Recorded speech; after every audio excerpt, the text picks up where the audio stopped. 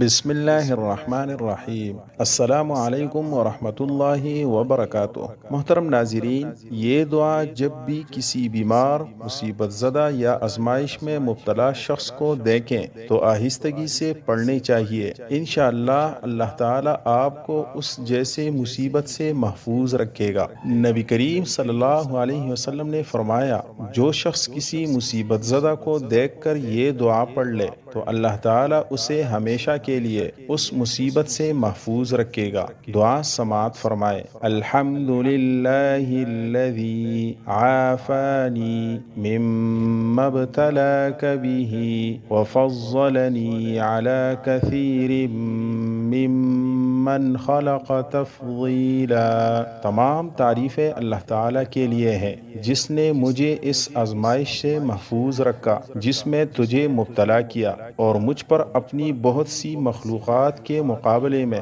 فضیلت بخشی۔ اللہ ہم سب کو عمل کرنے کی توفیق عطا فرمائے، آمین۔